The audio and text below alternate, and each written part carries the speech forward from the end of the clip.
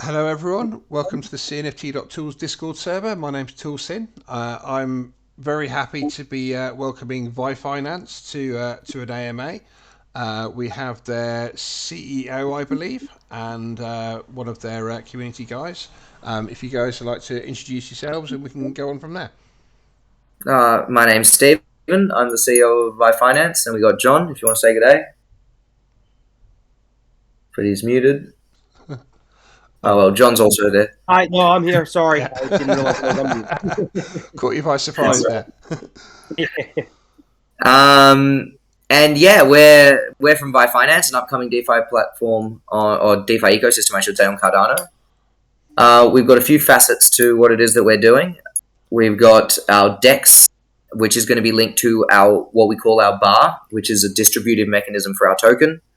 It basically distributes the fees that are earned on the DEX to the holders of our token. And the way that we do that is by rebuying our token through the market off of the fees that are earned through our DEX, thereby hopefully creating upwards pressure on the token that we're delivering through our yield farms. We've also got an NFT project out. Our NFT project is a staking project. And essentially, you can stake the NFTs, either our purples, our Wi-Fi purples, Wi-Fi golds, and we're releasing our Wi-Fi whites tomorrow. And you stake them to earn different tokens from across Cardano.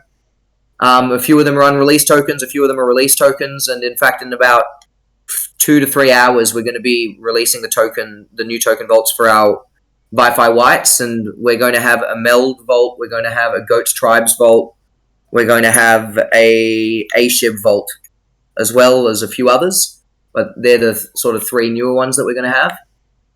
And it's going to be the first to ever release a Goats Tribes token, which is pretty exciting. I'm really excited for that one.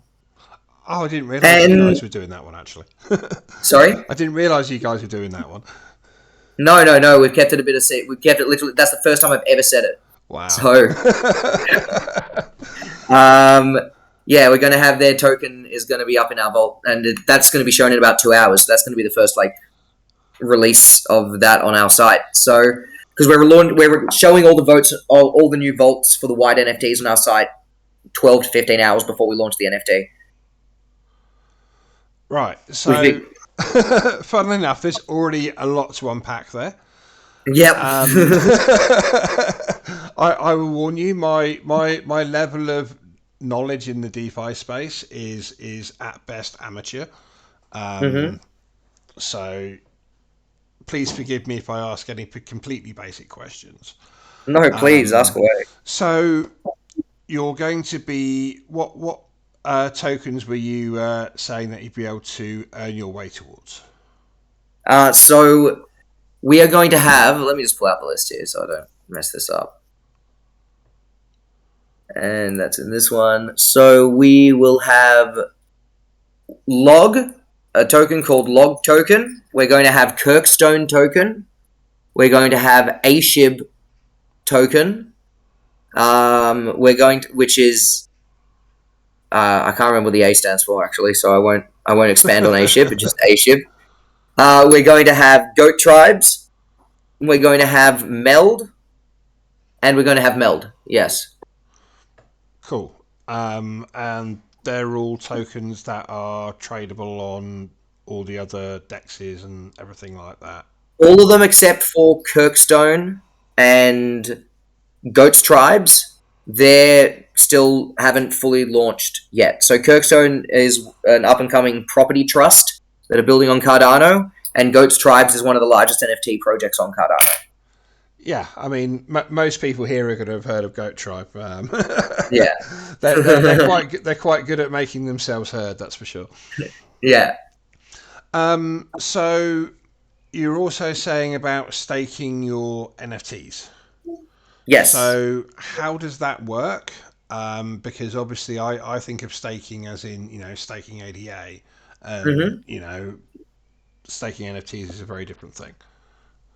So essentially, you get your NFT, you go to our app, and then you find the vault that you want to earn off, and then if you hold the NFT, you can stake it to that vault to earn. So it behaves in a very similar manner to a, if you can imagine a sort of launch pad, right? So upcoming NFT projects, and it's extra utile for NFT projects that want to get their name known. They provide tokens to these vaults to get their name out to our NFT community. And we've got a fairly large NFT community who are fairly large holders of NFTs. So they're a high value community to get your tokens out to. So that way we build connections with these teams. Now that we're going to have the new upgraded smart contracts after the Vasil hard fork, we're also planning on doing some collaborations with these teams using our smart contracts, so that they can start integrating staking some ways with some of their NFTs. So that's really exciting. I'm excited for all of that that's coming up soon. And essentially, where we deliver those tokens back to the holders of the NFT. So it's kind of a launch pad with an NFT, I guess is the best way to describe it. It's a bit of a different concept. Okay, yeah, because I mean, there's a certain amount that seems to be like financial wizardry to me, sort of like, as a layperson, with buying your token to send it back, to buy it back and stuff. It's not incorrect though. It is a little financial wizardry. It's essentially the capacity to deliver a yield that's linked to a liquidity pool. Then you can access that yield through holding the token. So, assuming that the liquidity pools survive, and that's always something that in trading you can't confirm. You know, liquidity pools can come and go based on how a project does. Yeah. But assuming that there's value in the project, there is value in earning those projects' tokens, presumably. Yeah. Right? So, by delivering yield of projects that have got liquidity pools, in other words, by distributing their tokens, you're able to deliver real value to the holders of whatever allows you to access that yield, whether that be your token holders, in this case, your NFT holders. Okay, and is the amount that you earn a flat rate for, any NFT, or, is there valuations involved? Well, there are. It depends in what regard. In terms of the amount of token that you earn, that is a flat rate, but the actual percentage return will change depending on the value of the token that's being farmed and on the value of the NFT. Right? So if the NFT is worth 60 Cardano instead of 50 Cardano, that means the NFT is worth more, which means the percentage yield per NFT effectively goes down. And the same thing can happen in the reverse. If the value of the token goes up, but you're still getting the fixed amount of token, then the APY that you're receiving goes up as well, because now you're receiving the same amount of token, but that same amount of token is worth more. So how do you determine the valuations of the, so for the ones that are released, we get the API from MintSwap. So we actually just plug into the value of MintSwap, where MintSwap is trading. Okay. As for the ones that are unreleased, we do it based on the launch price that the project is launching their token. So, for example, Goats Tribes are running an ISPO, so we're doing it at the ISPO price. But when it launches on MintSwap, then we'll also have access to the API, so we can just draw that in, so we can take the real-time value once that token is launched. Right. So yeah, I think I got most of that through my head anyway. I'm sorry if that was a bit. No, it's all good. I mean, I understand a little bit more than I give myself credit for sometimes, but obviously, for a lot of listeners and stuff like that, this might be their first introduction to it. So yes, if you get it into my skull, then you're doing a pretty good job for everybody else as well. Essentially, it's an NFT that can earn you a yield based on projects that want to participate in accessing the community that holds the NFTs, and also based on VyFi, which we offer a little of as well. So, I mean, taking all this a little bit back a bit, what's your guys' background? Like, how did you get into DeFi and Cardano, and what brought you guys to the space? Yeah, so my background is finance. I worked for 6-7 years in the financial industry. I started at a hedge fund and then moved into financial advisory, so investment advisory. And from there, I moved into stockbroking because I wanted to get back into more money than financial advisory. We also had a royal commission into financial advisors in Australia, and that really hemmed in a lot of the commissions that we were earning. Anyway, that's all. Let bygones be bygones. Sorry. no bitterness there at all. Yeah, no business whatsoever. So I simultaneously to all this, particularly from my hedge fund experience there, I was there for about 2 years, just shy, and I was trading every day. So I didn't really give up trading even after I left. That was, that was something I just wanted to continue. And I got into cryptos in about 2016. And from there, I went into trading mode. I just traded them endlessly. And then I made a lot and lost a lot in 2017, as I think many people did. And from there, I sort of honed in my trading strategies, and I really got them down pat, to the point that I started managing a bit of money privately, just from friends and family on the crypto markets. We did very well last bull run. And then from there, I actually started this project with the idea of I wanted to automate that trading strategy and allow users to access it. So basically an automated hedge fund, so to speak. A decentralized hedge fund, so to speak. Yeah. That's the concept of an auto harvester. And that's actually the second part to our project that we want to release once we complete our DEX, which is also linked to our distributive mechanism. So the fees are shared to the holders of our token. Right. And basically started designing the trading strategy and started building up the community and building this project. And then it's just grown into it grew into a rather complex design, which is a design of my own, which is a unique design as well, which essentially integrates that distributive mechanism with a DEX and with an auto harvester all together. And I'll suggest in the YouTube video link our white paper if anyone wants to go have a look at that. Actually, can I share my screen? I can. Well, so Discord says no if you have more than 25 people, but we are still under that right now. So yes, go for it. Awesome. 1 second. So YouTube can Let me just pull it up. So let's actually talk about Wi-Fi for a moment. We have so many things going on. Give me 1 second.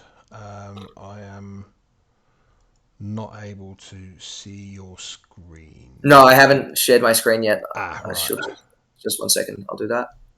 Screens, boom, go live. It's my screens, ladies and gents. Forgive my bajillion tabs. That is a bit of a... Just need to go to downloads to get to my white paper. Because I've probably downloaded it too many times. My computer's like, nah, we're not going to let you download it again. NFT white paper. That's the NFT white paper. Oh, wow. Oh, no, I know why. Done. Now it'll work. Sorry about that. Boom, here we are. So this is the ecosystem that we've designed from a broader view, and then I'll show you the nitty-gritty in a moment. So we've essentially got our liquidity pools, which is our DEX. We've got our auto harvester, which is the automated trader, essentially. And then we've got this is the private funds that I invest independently, and we want to create a fiat on-ramp for our auto harvester, whereby users can get an app on their phone, they can load it up with fiat, and that fiat automatically gets sent through to our trading machine, and that trading machine deals with all the yield farming for them, and the average user only ever has to deal with fiat. So people that know absolutely nothing about crypto can also get involved. And then this has turned into our Nft project, which is actually in the NFT white paper to do that update. We should update this one to show that as well. I'll get that done. Now, these essentially all feed income through to our bar, which is the distributive mechanism. And you access our bar by staking VyFi. And if you stake VyFi to the bar, all the fees that are collected from across the ecosystem are all used to purchase VyFi and distribute to everyone that is staked to our bar. Now, the idea being is that VyFi is earned here in the middle layer, our DEX, or decentralized exchange, and it's earned by yield farming, much like MinSwap or Wing Riders, or that's on Cardano. We can even go Pancakes, SushiSwap. I mean, there's so many. But there's a fundamental flaw in all those that just print infinitely. So essentially, by using our bar, we're trying to create as many income streams that are perpetually used to purchase our token back off the market and reward holders of that token. That way we get upwards pressure from a real income that's earned outside of the actual DEX itself. Right, It's not just minting a token and giving it out. Yeah, I see.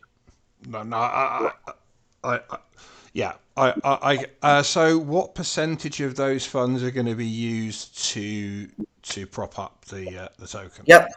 Yeah, absolutely. So the auto harvester will be 15% of the income earned, which is 5% below a hedge fund's rate. The NFT it's 6% of the royalties of the NFT, of each NFT that's sold. The fiat or the app, and this, I should add, the app's about 4 years away is my current guess. So this is a long-term project, I should add. It's not going to happen overnight. The app would be 15% of all the yield that's generated, and the DEX, it's 0.05% of every swap. Okay, yeah, that adds up pretty quickly then. Yeah. As much as it's a small number, that, over thousands and hundreds of thousands of transactions, that's significant. Yeah, absolutely, right. And we do them, and on the bigger pools. So, like, if we're talking about a pool which, so for every 100,000 in volume you'll get 50 ADA bought of Wi-Fi. Now, you do that in a week, a big pool will have 1 million easily in a week. If we start getting the volumes that we were seeing a couple of months ago, we could easily be having upwards of 2,000 to 3,000 Cardano a week getting bought for each large liquidity pool. Multiply that by 10 to 12. That's a decent amount to begin. We want to see the Cardano ecosystem grow in its DeFi and grow in its engagement to be able to bolster that even more. And then on top of that, it's about adding in that NFT project. So at the moment, we've produced about 45,000 Cardano in royalties out of that.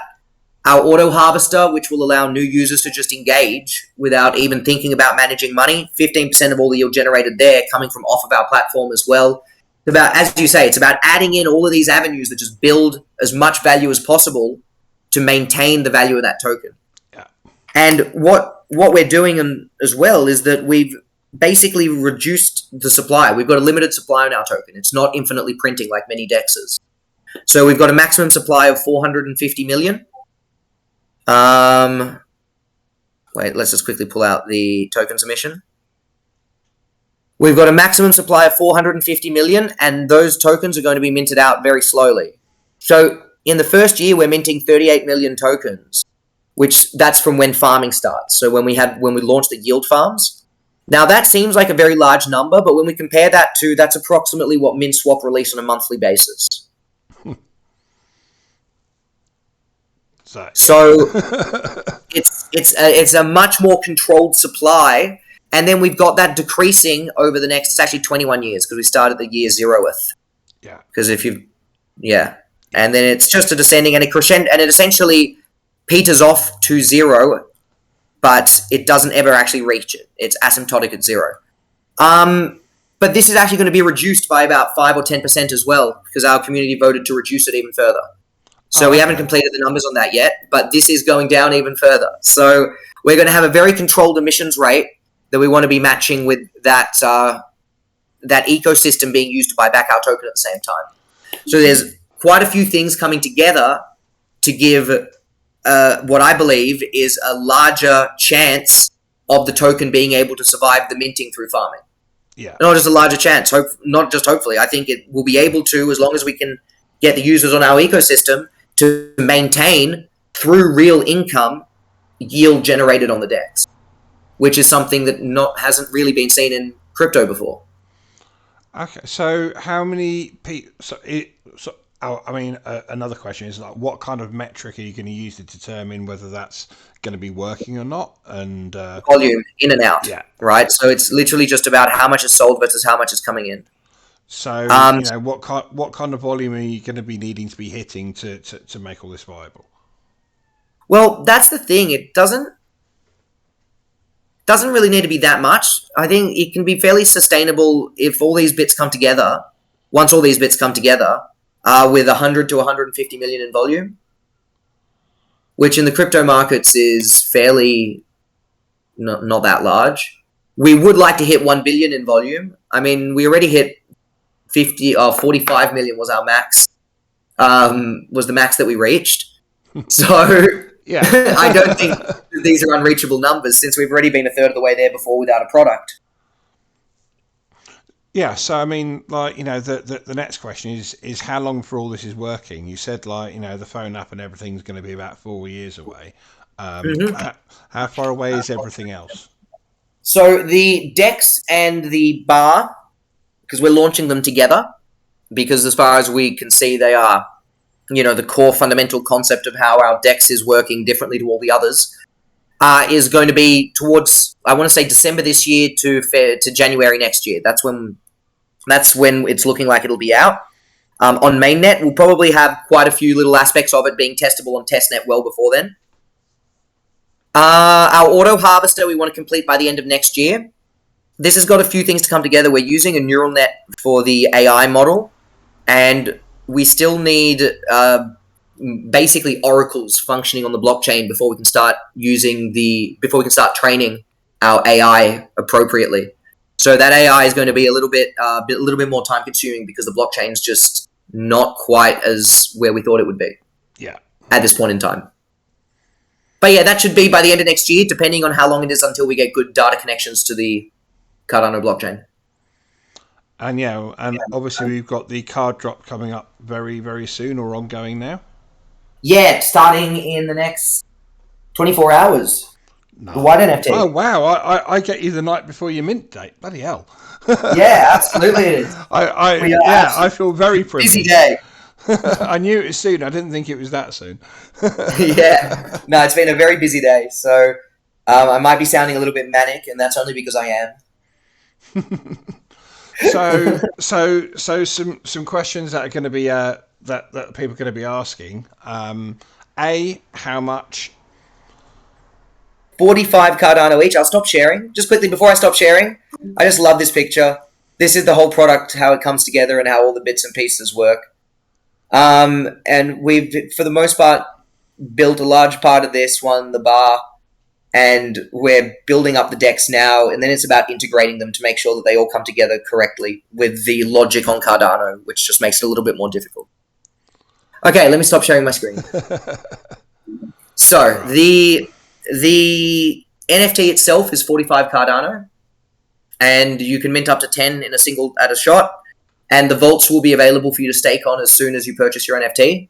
So the vaults, basically, we're launching the vaults before the NFTs, anyone holds the NFTs. So there will be a few actually in there because some of the team members, we've actually bought the NFTs ourselves, so we have to buy them too. And the NFTs that we've bought, we're actually using ourselves as the dummies on mainnet just to make sure that it goes through. Yeah. Yeah. Testing these things is always important. Yeah, exactly. And we've got it all tested up. Like, we've tested these things 1,000 times before, but this one's an important one that we need to make sure is absolutely dead on right.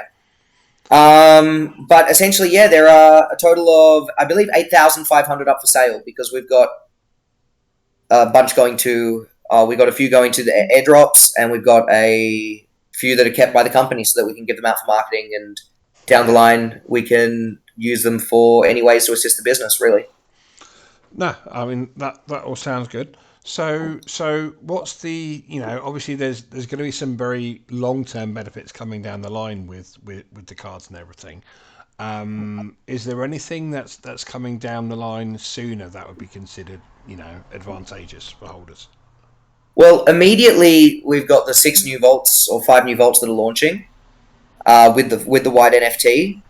What we're looking to do is, now that we're got the capacity to be able to properly integrate these smart contracts with any NFT on the market, we're really looking to we've already got ready with a few partnerships, but we're really looking to integrate our technology that we have on this smart contract with NFT projects in the field.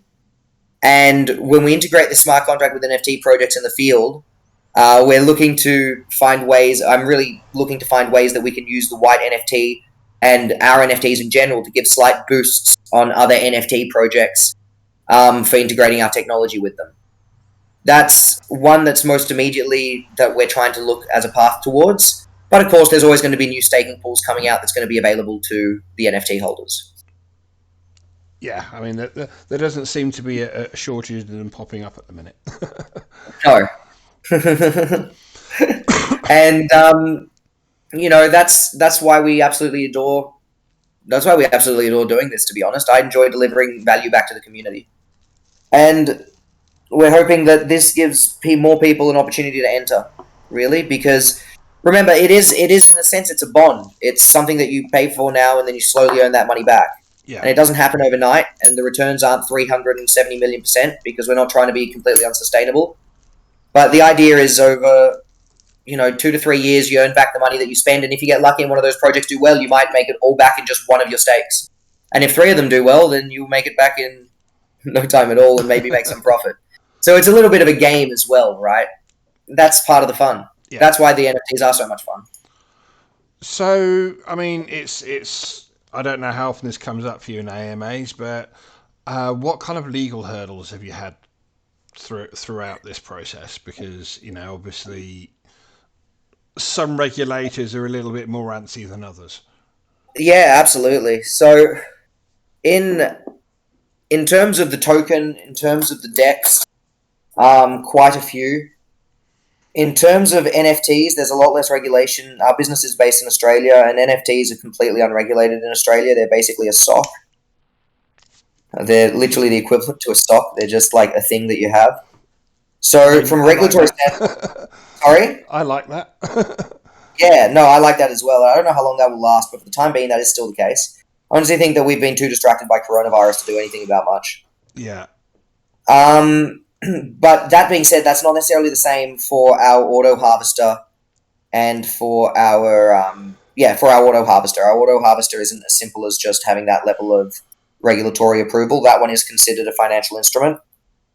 And with that, we do have to, of course, meet certain licensing standards, which is why there is that extended time frame on the other sections, because we do have to register ourselves as a company providing financial services in Australia. Okay, and that would then give you license to operate worldwide without issues, yeah?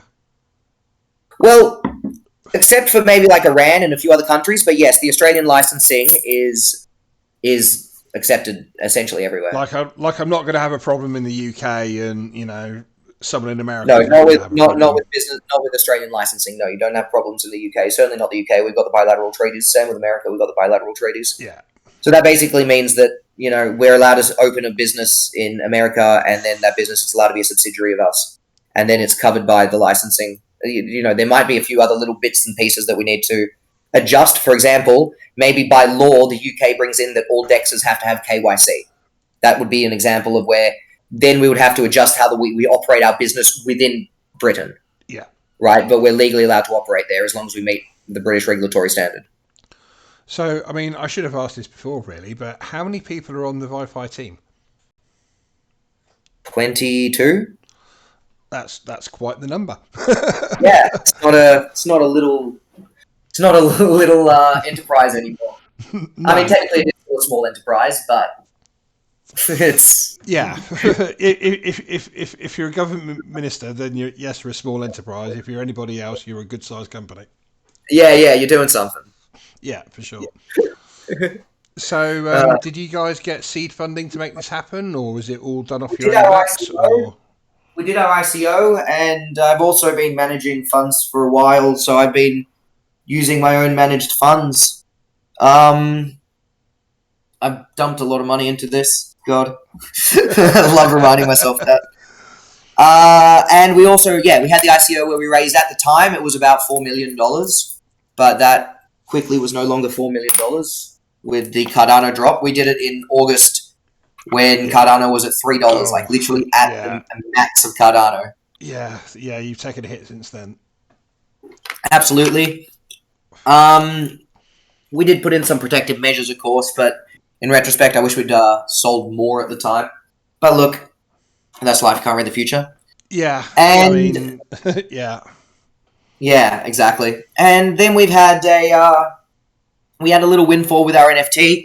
Our NFT at one point our purple NFT hit a floor price of 4,500 Cardano. And our gold the biggest gold sold for 11,000 Cardano when it hit its peak. So the royalties on that were a little windfall. That gave us a bit more funding as well. And now we've got a catalyst proposal, actually, that we're going for. Just because I would like to be able to spend more money on marketing. So getting the catalyst to cover development would allow us to spend all that development money on marketing and get us even bigger. Yeah. And when's that vote taking place? in about 17 days it starts.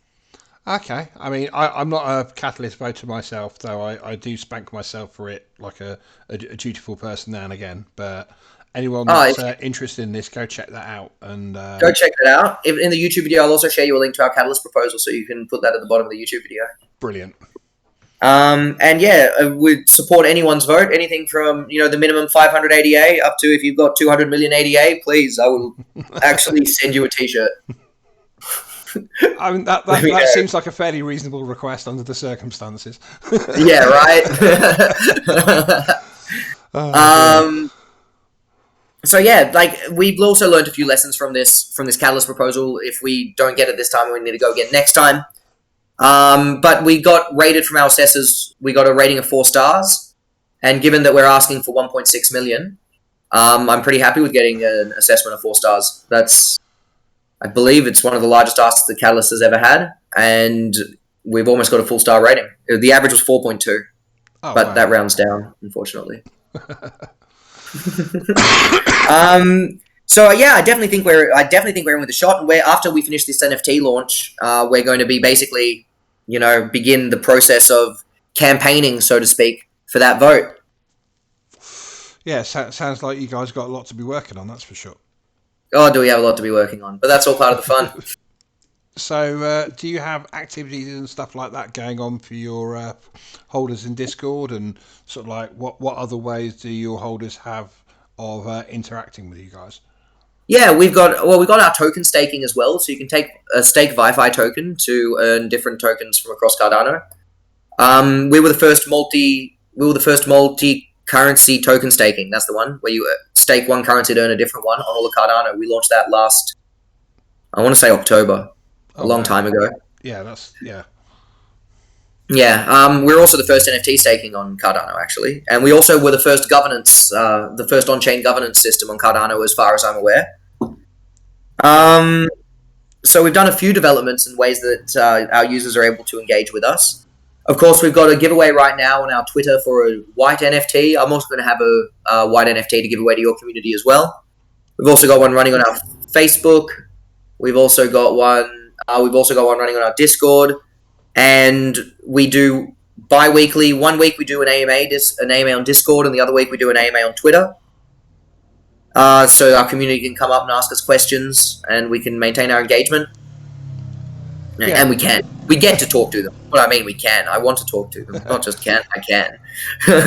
And yeah, if anyone's got any questions now, feel free to fire them into chat, and we'll make sure that the guys get a chance to reply. Overall, it's really interesting how running a cryptocurrency has got a lot. You spend half of your time not actually worrying or working with your cryptocurrency per se. It's all about everything else that goes around it. And it's definitely keeps you on your toes. That's what I love about it. This has been the best job I've ever had, and I really appreciate every member of our community for making this possible. Yeah, there's a lot going on in the crypto markets right now. I mean, what do you see as some of the biggest risk factors for either for people buying into VyFi or the crypto market in general? Let's go. This is one of my favorite topics. So my background as a trader, I began as an interest rates trader. Right. And from my background in interest rates, when I went to work in advisory, I focused on bonds. So my bias, the reason I say this is because my bias is very much focused on interest rates. And I see interest rates as basically being the overlords of almost every market because they dictate inflation. Yeah. Or at least they're proxies to what classically dictated inflation, I'd say, at the moment. Makes sense.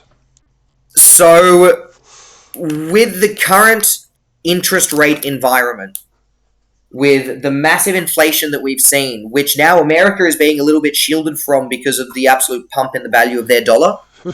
Which is amazing, by the way.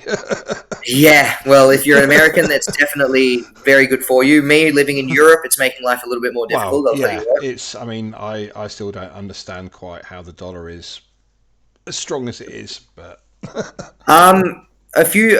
Look, it's basically a few factors that have gone well, right? Oil has become much more expensive. We've got food that is becoming much more expensive, and food exports that are becoming worth much more. We've got demand coming back in for American consumer product. Like there's been an increase in American consumer products. You've got a shortage in your job market, which means that now Americans. Well, the shortage in the job market probably works against you, to be honest. Yeah, no, I'll just say it's mostly the oil. Oil and gas prices, commodities prices. It's one of those things that, as a layperson, I read different articles and things like that, and I understand that China's holding a lot of US debt and things like that, and there's an awful lot of promises flying around, and everything's usually teetering on the edge one way or the other, whether it's debt repayment ceilings and stuff like that. And a big problem that we're seeing right now in Europe is that Europe doesn't really have a great secure line on its food and its energy supply. The war in Ukraine has absolutely tumbled its secure supply lines. Though the UK is somewhat more shielded than the rest of Europe, we only take about a little because they've spent a bit of time. Yeah, you guys have spent a bit of time differentiating now since Brexit. Yeah. Well, Brexit's got nothing to do with that, but no, Brexit's got nothing to do with any of that. It creates a whole different set of problems. But in that regard of energy security and food security, you spend a bit of time differentiating from the European market. Yeah. Right? So, and it's been by force, but that's how, in this circumstance, that's worked in your favor. Yeah. But that being said, the pound isn't doing fantastically either. But that's creating a lot of demand. That's creating a lot of demand on the American dollar because essentially commodities are traded in American dollar. So as commodity markets are booming, and you've got the European nations which are moving away from where they're classically buying because they're trying to differentiate their markets, you're just finding that they're needing to use a lot of American dollar to conduct their business. As a result of needing to use a lot of American dollar, you're just finding a lot of demand coming out of Europe in USD. Yeah. No, that makes sense. So it's kind of like a perfect storm of events because on a classic, like if you're doing classic economics, as you would think like macroeconomics as you learn at university, the American dollar should be absolutely dumping right now. Well, because they're going through a semi form of hyperinflation. It's not quite hyperinflation, but it is definitely like 20s to 30% inflation.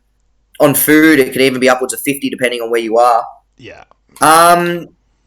And that inflation, though, is being stemmed by the fact that the rest of the world is going through the exact same inflationary state, right? So whilst when you're doing global currency inflations, right, if you say, America's inflating at 50%, but it's lower.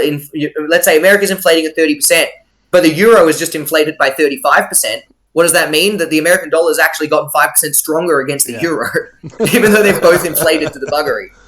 Yeah, it's interesting stuff, that's for sure. So you've got this sort of game that's being played, tit for tat, where everyone was just printing money to infinitum to see, essentially, who could get the most quantitative easing out to keep ourselves going. Yeah. And this wasn't just during coronavirus. Everyone likes to blame coronavirus for it, but this was happening well before coronavirus. Coronavirus was just a catalyst to turn it into overdrive. Yeah, I definitely agree on that. I mean, I had concerns about quantitative easing, and yes, it served its purpose at the time it was introduced, but I also believe that it should have been wound down quite some time ago, because we have fueled this great money supply, which hasn't gone into the pockets of the overall population. It's generally stayed within institutions. And we have fueled interest rises in the future or interest rate rises and inflation in the future for quite some time, I think. Yep, we've caused ourselves a lot of damage. Yeah. Now, within all of that, you've got the crypto market, Yeah. right? Yeah. Just Just dangling to set there. just to set the sort of global scene. And within all that, you've got this little crypto market, which is, 1/30th the size of the New York Stock Exchange. Yeah. So what is going to be classically the crypto market is viewed as an inflation hedge, right? So what we're observing at the moment is twofold. Is one of two options. Either people are no longer seeing it as an inflationary hedge, which is very likely because this is what happened last time that we had the pump and dump in 2017, although it was a lot quicker then. This time it's been a little bit more extended and a little bit more dragged out. And the second option is that now that interest rates are rising, all the institutions that have got debt and use debt to purchase crypto have all gone, well, my debt repayments are going up, so I'm going to sell my crypto and repay my debt. Yeah. I'm not going to say one either or, sorry, that was a mistake. It's both. Both of those are happening simultaneously. So what we're seeing is this just downwards pressure that's being collected both from an institutional perspective and also from an individual perspective because of the current global environment on crypto. Yeah. Stuff's getting more expensive. When stuff's getting more expensive, it's less valuable to hold crypto, is the simple flowchart for that. Yeah, I mean, sort of like, especially when, it's generally, it's the hedge funds and the big banks and the businesses and stuff like that set the tone. Because, when they start selling, they're selling in amounts large enough that moves the markets, and then retail customers like ourselves jump on afterwards. That's absolutely it, right? So essentially, when you're seeing this stuff, you're seeing institutions and hedge funds liquidate and hold cash. Yeah. Why do they want to hold cash? Well, there's many reasons they might want to hold cash, particularly in this current global environment. You can definitely understand why they might want to hold cash, just to ensure that if interest rates start spiking, they can always repay what they need to repay. Yeah, I mean, and I dare say that, I don't know, again, I don't know huge amounts about this, but I believe I've been seeing stuff about bond interest rates still being fairly low in comparison to where we expect inflation interest rates to be in, say, like 3 years' time. Let me have a look at the yield curve right now. I love looking at it. I haven't looked at the Treasury yield curve in about a month. You see, I'm one of those people that at least I'm clever enough to know that I don't know anywhere near enough to be able to trade any of this. Because I know little bits and pieces here and there, which just adds up just enough to the wrong picture. Yeah. Well, let's have a look. The current rate on the market for the 1 year bonds is 3.18%. With 3.18%, and then it's actually dropping down over the 10-year period, and over 10 years they're thinking 3. And then the 20 years is a bit buggered. We'll forget that. We'll just go out to 10. 3 months, the 3-month bond rate, this is the interesting part. The 3-month bond rate is 2.5%, and the 6-month bond rate is 3.06%. So essentially, the market is currently expecting a move for interest rates to go to 3% in 6 months. That would be an increase of about 150 basis points. What are they at? 0.75. Might be 225 basis points.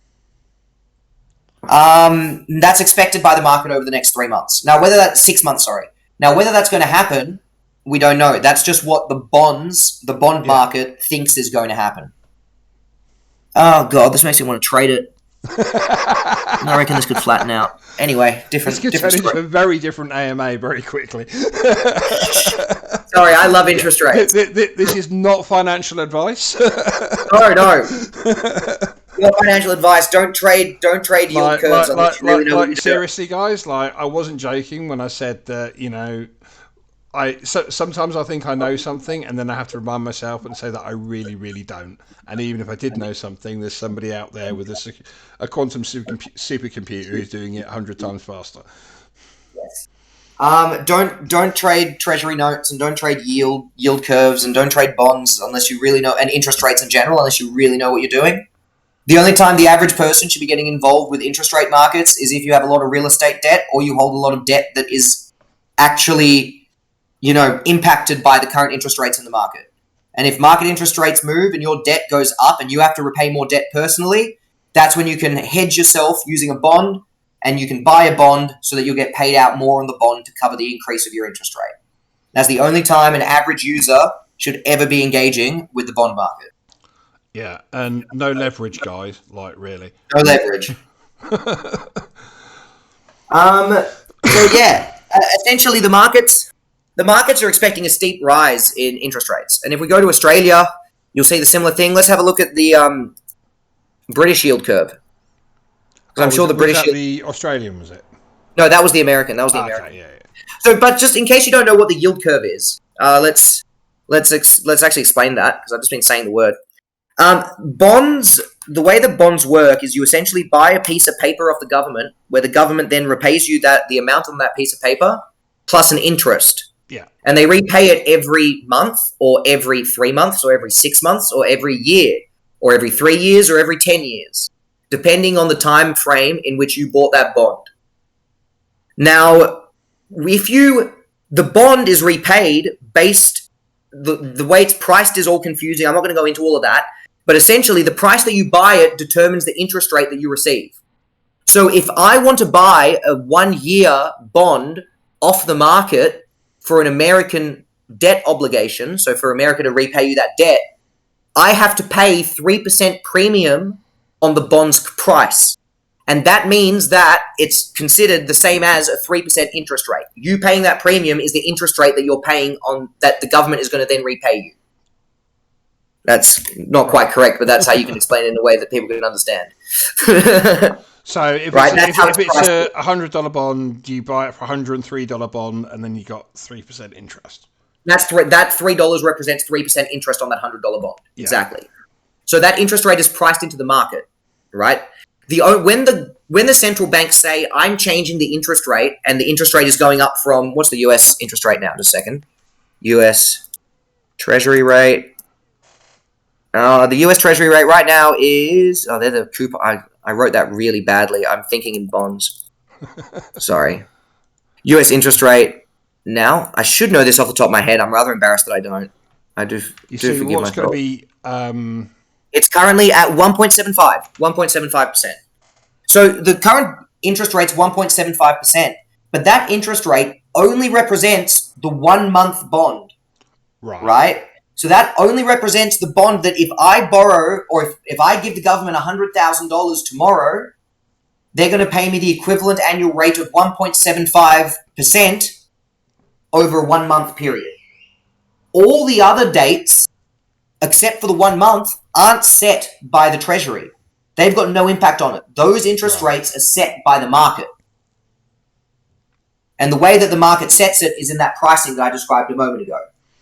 Right. Now, the yield curve is basically all of those markets, I can share my screen again, is all of those markets lined up in a row. Let's just quickly go to the yield curve. Let me pop this out again. There's the US yield curve, and this was the really nice one. And then all of these put up in a row. Here's the 1 month, 1.7. Well, on the market they're already higher, so there we are. Here's the 3 month. Here's the 6 month. Here is the 1 year. Here is the 2 year, 3 year, 5 year, 7 year, 10 year bonds. And you got the 20 and 30 year bonds, but they're almost meaningless because they're so far into the future. So what this is saying that the market in 3 months thinks that the federal interest rate, the interest rate at the Fed, is going to be at 2.52%. Because in 3 months' time, this isn't a 3-month bond anymore. This is a 1-month bond. It's expiring. Yeah. So that means they think that this point here is going to be here in 3 months' time. So the market expects an increase of 1% almost, 0.75%. Yeah. Or 75 basis points on the current interest rate over the next 3 months. And then over the next 6 months, they expect an increase to 3%, which is 1.75 to 1.25 125 total basis points is what they're expecting over the next 6 months. Yeah. Which is a In pretty America. brutal curve right there. It's a pretty brutal curve. It's a very brutal curve. Now, if that curve comes to fruition, cryptos are going to be having a hard time. Yeah. Agreed. Essentially. Yeah, I mean, Anyway, it here's some macro, won't just guys. be cryptos; it will be everybody's having a hard time. Yeah, everyone's having a hard time. Like Exactly. mortgages, everything. Oh, Homeowners, everybody. yeah. Right? Even people that have business debt, people that have personal loans, people that have credit card debt. Everyone's going to be having a shitter time. All right, guys, thank you for listening to my Macro 101 lecture. Yeah, I mean, I feel like I should hook you up with one of the university projects at this point. Yeah, absolutely. But I mean, all this stuff impacts the crypto markets, right? Because they don't live in isolation to the world, unlike a lot of people in crypto like to believe. So, getting that wider picture sort of gives you a bit of a holistic understanding of where the market may or may not be going, which is why I think I've been able to survive as a trader for this long.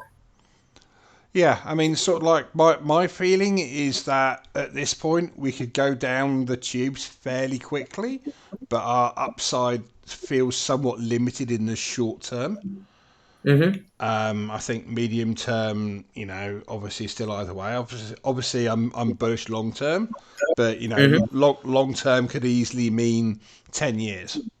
Mm-hmm. Absolutely, maybe even longer. I don't expect it to be 10 years, but I refuse to give a date on when I think it'll happen because heaps of my mates that don't run a cryptocurrency project are all asking me, when is it going to come back? When the bull market start? And they think because I run a cryptocurrency project, I can tell them. And I'm like, mate, you tell me because I'd love to know. Yeah, I mean, you work in crypto, you've got hedge fund experience, and even you don't have an idea. So yeah, none. Right? So at some point in time, I'm certain it will happen. I don't see it happening before we start flattening out on the yield curve, which means before we stop expecting interest rates to be rising that drastically. Yeah. Right? When interest rate expectation starts to level off, and people start to then make those repayments that they have to make on their debt. So essentially, the global market starts to kick itself a little. Hopefully, commodity prices come down. That's the big move, right? Because the problem with commodity prices going up is that means everyone has to spend more on day-to-day things, which means you have less disposable income to buy crypto at the end of the month. Yeah. Right? So when you've sort of got these confluences of a few events that take place is when I would start to expect the crypto markets to really make a recovery. An ending to the conflict in Russia would be a great move towards that. Agreed. Even though people were saying, now Russia's going to move heaps of money into crypto, it just unfortunately doesn't work that way. Purely just because the crypto markets, its net value is, $1.5–2 trillion, depending on the day. And that's just not big enough liquidity for Russian oligarchs to be able to, liquidate $10 billion times 30 over the period of 3 months without quite a few people, noticing. Yeah, and I'm sure it'd be fairly quickly proven if that was taking place, and I think everybody would very, very swiftly exit the market in that case. Yeah, right, and definitely governments would very quickly respond. Yeah. So it just doesn't make sense in terms of market size to really function as a effective wash box for Russian money. They need something the size of London, as I'm sure you're well experienced with. Yes. It's a not so well known fact. London in Russia is known as Londongrad. Yeah. For a very good reason. And in the financial world, it's very much got the reputation of being Russia's washing machine. Yeah, with very, very, very good reason. Yeah, essentially the City of London, I don't know if anyone here knows about the City of London, which is a weird historic quirk where there's this 6-block or I don't know how many blocks area of London, which just isn't actually part of London. It's its own city.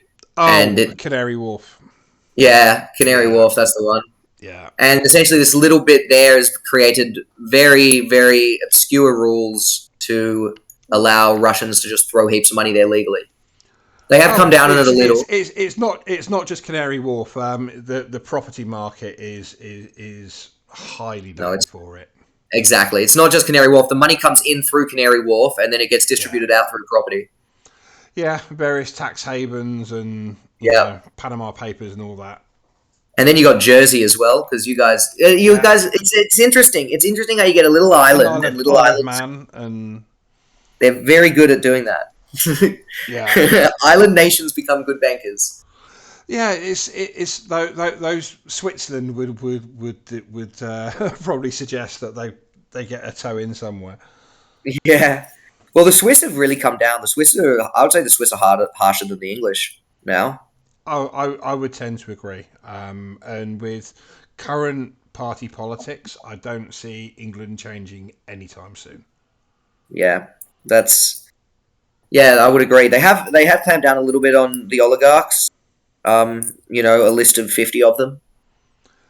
Yeah, I mean, I don't want to get too political. I have strong political views, and I'm sure that they would upset at least half the people listening. So it's probably.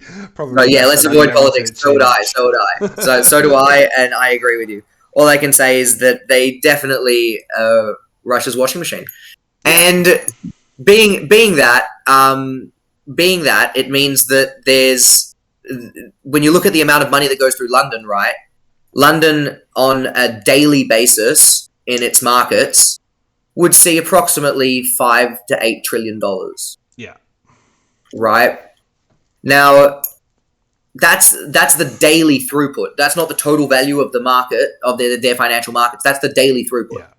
So that means it's got a daily throughput that's 3-4x the entire crypto market.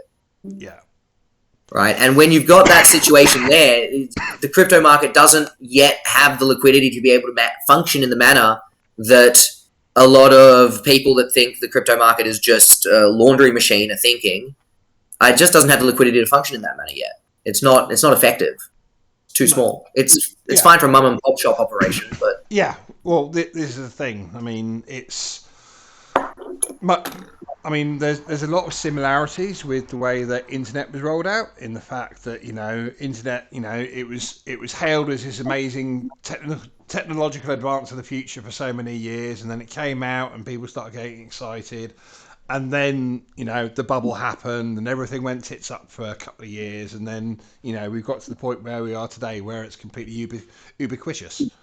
Mm-hmm. I never pronounced that word correctly. Ubiquitous, that's the one. And I see sort of like blockchain technology in general being the same way, whether it is DeFi or NFTs, or honestly there'll be stuff come out in 10 years that would be like we'd never expected this would be possible. Mm-hmm. Much in the same way as when the internet came out, we didn't imagine that we'd be spending all our time working online, downloading all our TV programs and everything like that, and online gaming and all the ways that it's spread throughout our lives. It's driving our cars now, for Christ's sake. Yep, exactly. And I mean, I absolutely agree with you. And where blockchain really comes, useful for the world, is when you begin to implement it into business functions. Yeah. So a concept of that would be to replace a payroll with a cryptocurrency entirely, whereby you accept payment in a cryptocurrency. You would need to back it somehow. You can do it by the company just accepts fiat in their day-to-day payments, and then they just have an internal cryptocurrency that they use. Yeah. They have a distribution that goes out to every department from the transaction that's made initially when they purchase that cryptocurrency, and then it automatically gets sent to an account that's linked to the employee, and then they get their portion of the company, whatever it is, an X amount. And basically the blockchain has just done everything from the money entering a business all the way to it being converted to be sent to the bank account of the employee. Yeah. You can use a blockchain to basically get rid of almost all of a payroll department. Yeah. Right? Which is kind of what again, this is the future we're talking about here. Yeah, that's what But technology does. again, in 10, 20, 30 years, not necessarily even 5 years. That's it. And I'm really excited to also see the way that blockchain will start impacting society as in a wider sense.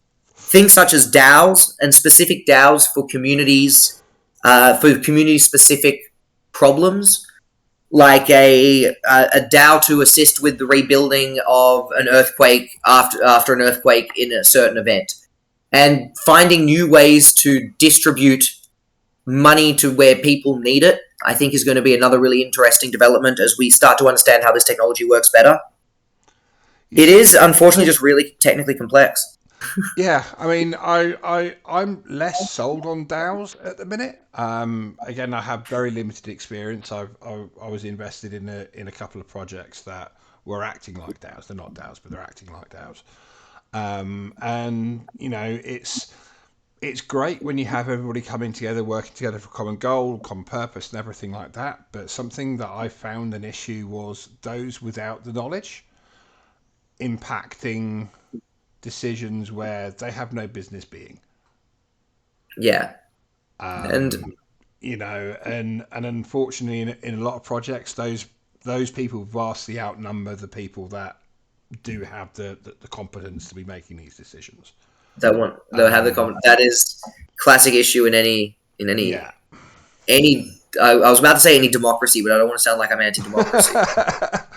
I mean, again, that's another subject we should probably stay away from. No, that's not a subject you should touch on, right? Yeah, or could take a very dark turn very quickly. Oh, you don't just walk into Mordor. No, not that one. No, not that one. No. And I want to say I'm straight up. I need to use my words carefully because they might be Americans. And I don't want to say Democrat. I am very much pro, the democracies. Right. That's not what I mean by that at all. Yeah. What I mean by that is just that yes, there are definitely sometimes people that are making decisions that don't have the competencies to be able to make those decisions, and you see that everywhere. Yeah. Usually they get promoted afterwards as well. Yes, absolutely. Often because no one wants to do with them anymore. There's a very big thing in the English civil service about where people get promoted to the point of their incompetency. Yes, there was an Australian TV show called Utopia that makes fun of the civil service that had an entire episode on that with this absolutely useless lady that just kept getting promoted because no one wanted to work with her. Oh dear. All right, it's been an hour and 15 minutes. I got carried away. You see, I do love an AMA, but I do love the little rabbit holes that you go down as well. Because I mean, the thing is that it's easy to have a dry AMA, but this way we find out about your passion for the project and exactly how much of your life you've been putting into this and the responsibilities that you've had to take on. It's like it's 22 people all supporting their families and paying the rent, paying extortionate fuel bills and everything like that. So Yep. it's good to find out about the people behind the screen sometimes. Yeah, thank you, and I really enjoyed myself. It's a lot. I love talking about economics, and I bore a lot of my friends, so I avoid talking about economics when I go out for a beer for obvious reasons. So I love the opportunity to talk about a yield curve. Well, we'll definitely have to have you back in maybe a less official AMA in the future. Like Absolutely, side chat or something. I've got a couple of ideas. And we'll also pass that white NFT out for your community so that they can win that. Yes, and I'll you get will that sorted go through with Josh in DM afterwards. Yeah, perfect. Brilliant. That'll probably be for a few weeks' time. Like start running it in a week for a few weeks' time. Yeah, I mean we generally run them for like 4 days or so. So perfect. But yeah, that should be fine. Figured out. But perfect. Yeah, absolutely great meeting to you, chatting to you, and finding out about VyFinance. I feel like my IQ level has gone up by at least 1 point today. So thanks for that. That's a pleasure. Thanks for having me, mate. I'm glad you let me rant and talk like that. It was a lot of fun. Yeah, and for everyone still listening in and watching on YouTube, feel free to give us a like and a share. Make sure you send it to anyone that might be interested. And feel free to subscribe as well. And again, thank you for turning up, and good night. Thank you, guys.